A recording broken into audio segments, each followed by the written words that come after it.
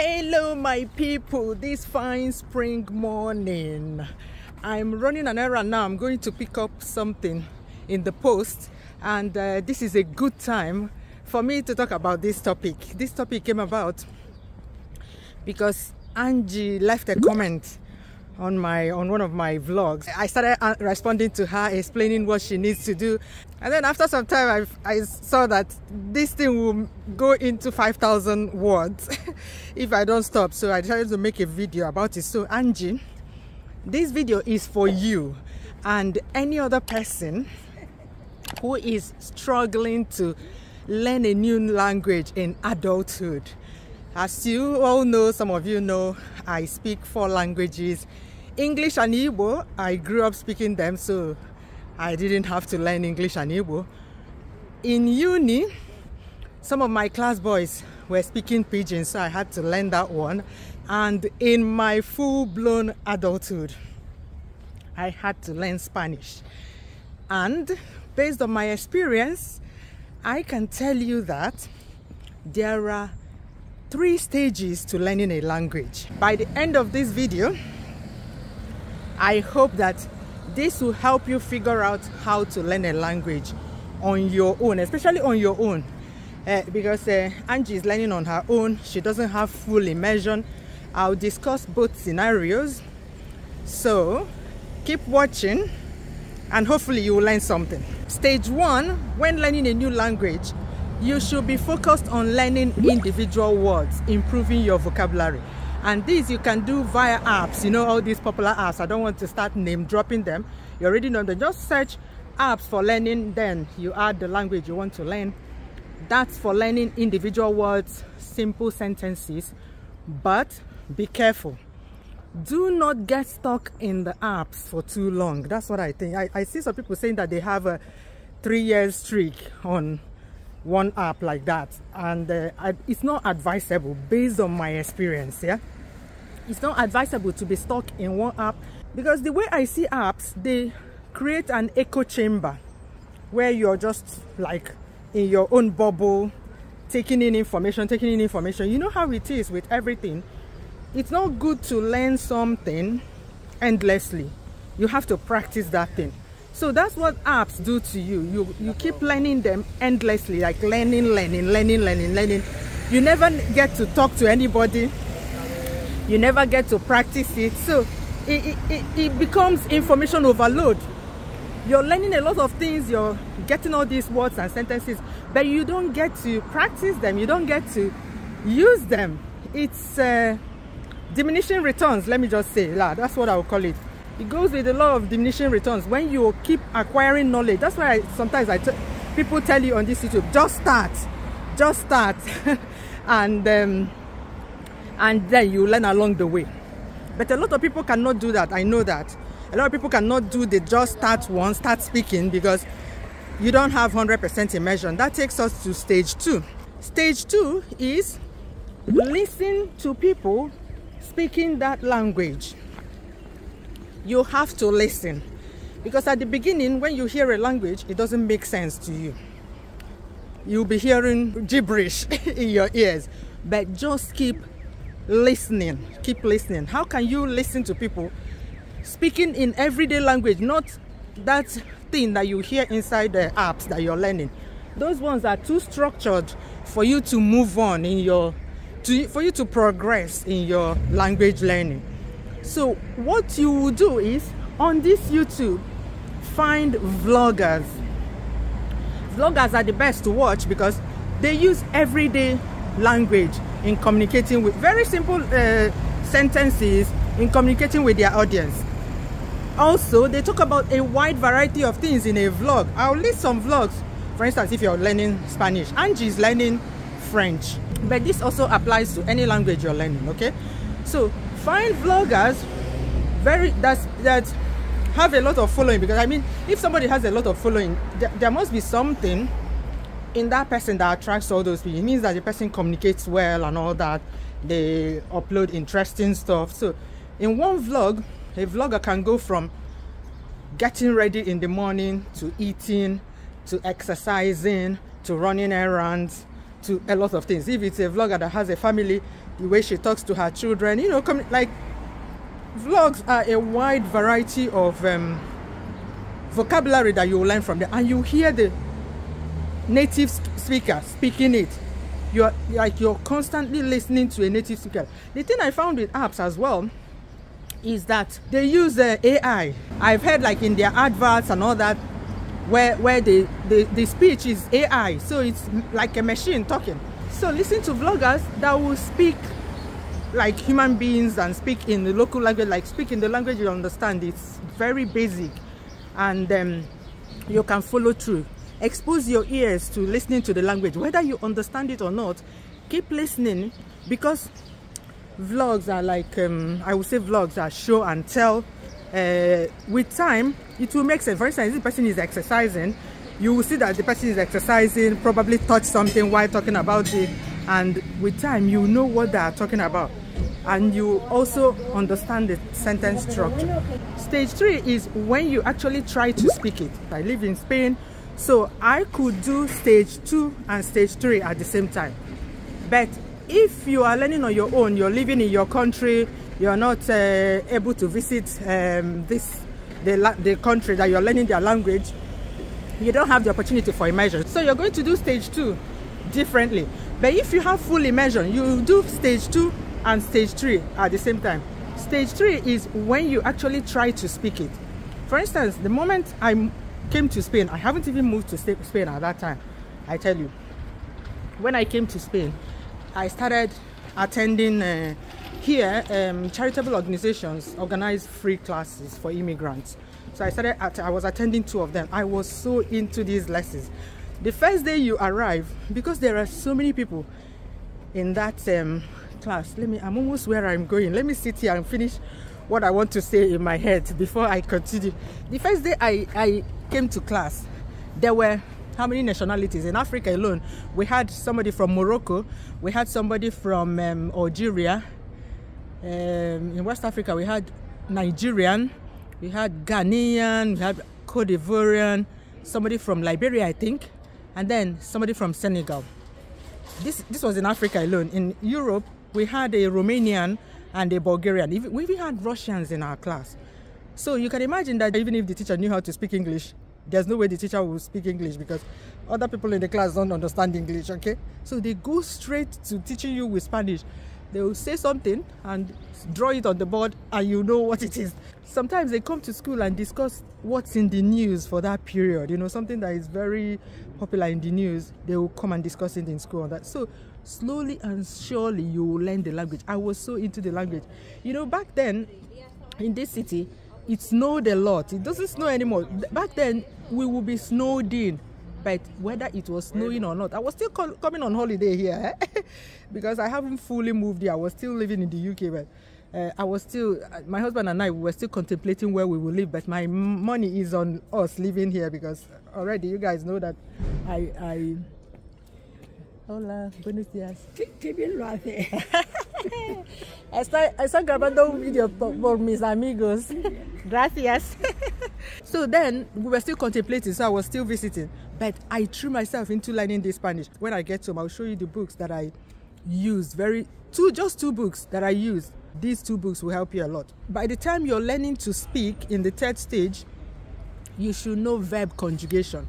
It's very, very important in all these Romance languages like Spanish, French, Italian. Conjugations were the most difficult aspect of me learning Spanish, because in Igbo, we don't have a single conjugation. If you want to say, I am going, it's the same as you are going. It's the same as, like, you just change the pronouns. The verb doesn't change as far as conjugation goes. In English, you just have one difference. You just have, for instance, you have only go and goes. I go, you go, she goes, he goes, it goes, we go, they go. But in Spanish, there's a different form for each. They have 6 different conjugations. I'll show you when I get to.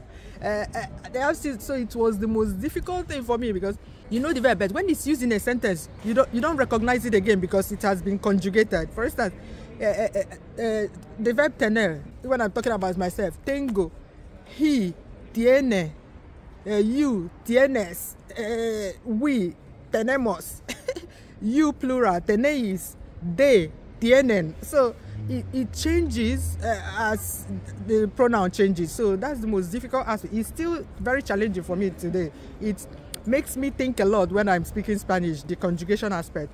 And then another thing that I had to get used to, it's not that difficult anymore, you know, when you've learned the language to a certain level. It won't be that the genderization of words. Everything has gender. In English, you just have gender for when you're using pronouns, yeah? But the adjectives, in Spanish, the adjectives have gender. For instance, if you want to say that somebody is a nice person, you use the word nice for both men and women, masculine and feminine. But in Spanish, that adjective changes depending on the gender of the person you're talking to. Even objects have gender. A house has gender. They have not just verb agreement, they also have adjective agreement because of that gender. So if you want to say that the house is white, you say la casa es blanca or casa blanca. That blanca there, if you're talking about a masculine object, it has to be blanco. So when you're learning other languages, please try as much as possible to expose yourself to listening to it, because before you can speak a language, and not just listening to these machinated apps, listen to humans speak it in everyday conversations. Because, for instance, apps will teach you "cómo estás" in Spanish. Like when you're learning Spanish, they teach you like in the greetings conversations they hold about greetings, they say "cómo estás." Nobody uses "cómo estás" here. I'm telling you, it's "qué tal." That's what everybody says, "qué tal." The most official way you can say is "qué tal estás." But in all these language, a lot of language books or a lot of apps, you see "cómo estás." Nobody uses it. I don't even know if people use it in official settings. Maybe the politicians, when they are trying to be very formal and official with each other, they use "cómo estás." But "qué tal" is the most commonly used. "Qué tal estás." Okay, let me show you the books that helped me a lot in learning Spanish. You see this book, Spanish Verbs, as the name implies. This is all about Spanish verb conjugations. This book understands the assignment. I bought this book at this one in 2004. 2004, that's when I started learning Spanish, you know, for really learning it. Before then, when I was still working with Schlumberger, I was posted to Mexico. And that's the first time I became interested in learning Spanish. And I bought this book. I didn't like this one. I'm sorry. I didn't like it because of the way it's structured. Also, I didn't like the pronunciation. The pronunciation in this book sounded off, like AI as well. I know that back then, 2004, there was no AI like as it's rampant now. But it sounded like it wasn't human beings talking.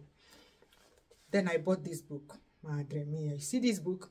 If you learn everything, and I think they have the French version, Angie, I'm talking to you now. Look for this book on Amazon. If the French version is as good as this Spanish version, all you need is this book. See, it says beginner's language course. They have intermediate and then have advanced as well. I never bought the intermediate and the advanced versions, but I tell you, anybody that is learning Spanish, for instance, and I hope that is the same for the French one, anybody that is learning Spanish, if you know everything in this book, you can have daily conversations. Because, to be honest, you don't need a lot of words to speak a language. That's what I found out. Remember, I'm talking from my experience. You don't need a lot of words to understand the language. And you keep learning as you go.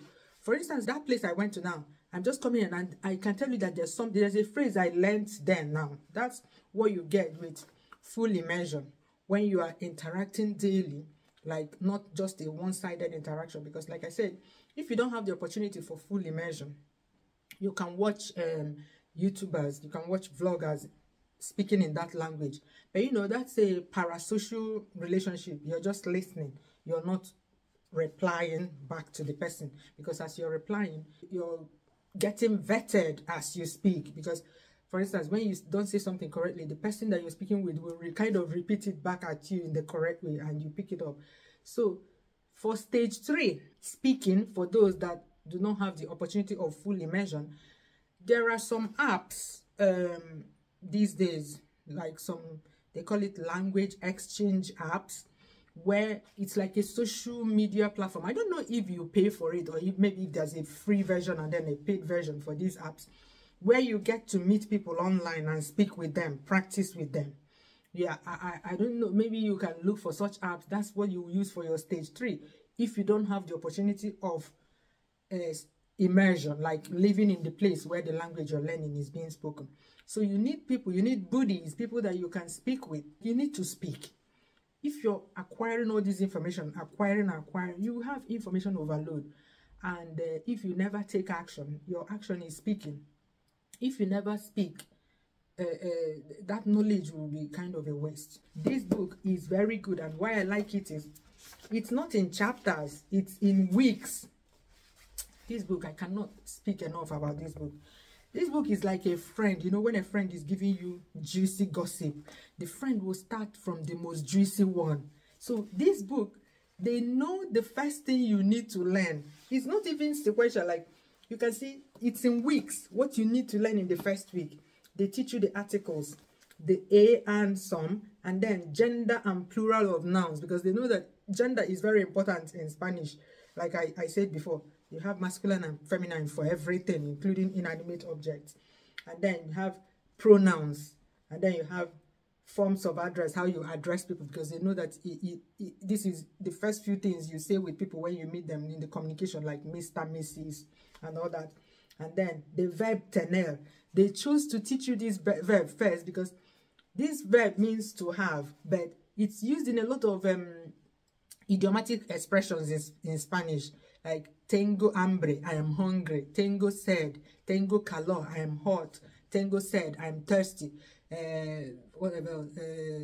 Tengo, what else? So many tengos, like that you use it a lot. When they say Ugo in 3 months, I'm saying Ugo because that's the way you pronounce it. H is always silent in Spanish. That's why you pronounce it. I don't know if it's Hugo or Ugo, but yeah, Ugo in 3 months. When they say in 3 months, if you follow it up, let me tell you, you will speak conversational Spanish in 3 months with this book.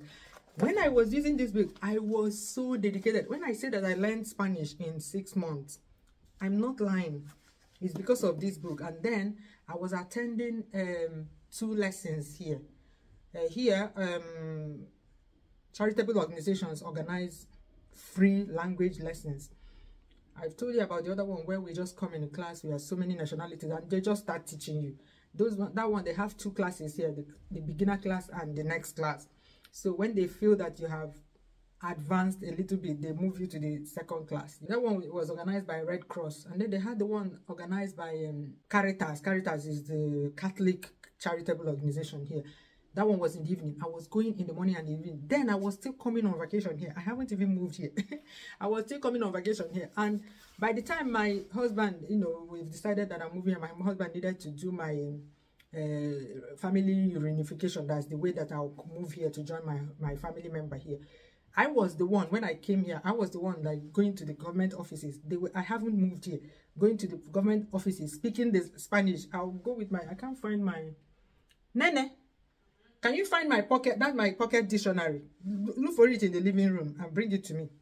So I was the one, I'll go with my pocket, anything I want to say, that if he hooks me, I say, espera, and look it up in my pocket dictionary and say it. So I tell you, I was so dedicated. If you look through this book, it has exercises at the end of every week. Thank you. Look at it. You see, this was eaten by Kamsi. It's Kamsi that ate this. This was my mom talked about this pocket dictionary in my interview with her. Look at it. This was what I bought in the first time I came to this place in 2004. 2004. I came to see, we were not even married then. I came here in 2000 to come and for Netan. I bought this dictionary. Look at, Kapsi ate it up. I'm even surprised that it's still here. We need to throw this thing away because 1, nobody uses it now. 2, you have the internet now with Google. You can look up words, dictionaries, paper dictionaries, no longer in books. So yeah, that's what I'm telling you. This book for verb conjugation, I'm pretty sure you probably look up these books. I'll put all the information about them in the description box. You can see here, it's all about verbs. At the beginning, because in Spain, they have 14 different verb tenses. Each verb, they will show you how to andar, to walk. Ando, andas, anda, andamos, andais, andan. Like, and they give you examples. At the beginning here, they explain what each tense is doing, what it's used for. Like, this book is so good. It understands the assignment.